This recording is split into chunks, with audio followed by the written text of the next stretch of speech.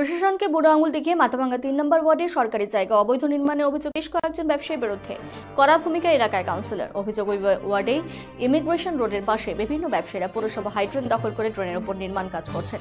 অভিযোগ পেয়ে ঘটনাস্থলে যান মাথাভাঙ্গা পুরসভা ৩ নম্বর ওয়ার্ডের কাউন্সিলর প্রবীর সরকার। তিনি গিয়ে সেখানে অবৈধভাবে নির্মাণ বন্ধ করার নির্দেশ দেন। এমনকি যেসব ব্যবসায়ীরা এই ধরনের অবৈধভাবে সরকারি জায়গা দখল করে নির্মাণ করছেন তাদের ওই নির্মাণ ভেঙে দেওয়ার নির্দেশ দেন। অন্যথায় তাদের ট্রেড লাইসেন্স বাতিল করারও হুঁশিয়ারি দেওয়া হয়। এই নির্মাণের জন্য পৌরসভা থেকে কোনো অনুমতি নেওয়া হয়নি বলে অভিযোগ।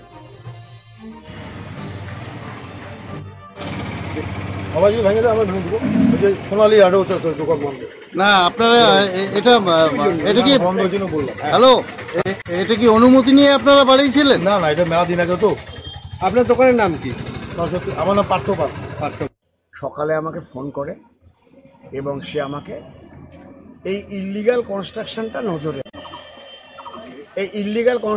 নজরে নজরে আনার পরে আমি অতটা গুরুত্ব দিইনি। আমি ভেবেছি যে অন্য কিছু হবে।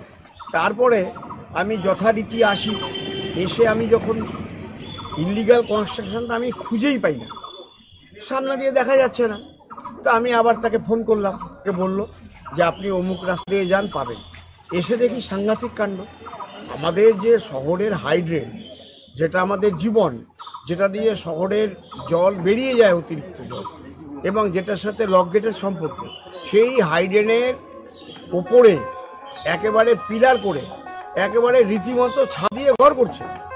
এটা এত ইললিগাল যে এটাকে কোনো মতেই মানা যায় না। আজকে আমি শুনলাম, আমাকে প্রথম কাউন্সিলরে আমাকে ইনফরমেশনটা দিল। আমি সঙ্গে সঙ্গে আমাদের যে ভারপ্রাপ্ত ইঞ্জিনিয়ার ওনাকে আমি পাঠালাম এবং সঙ্গে কাউন্সিলর ছিল, দেখলো, আমাকে ছবি দেখালো। তাতে দেখলাম অলরেডি একটা ড্রেনের উপরে কনস্ট্রাকশন হচ্ছে।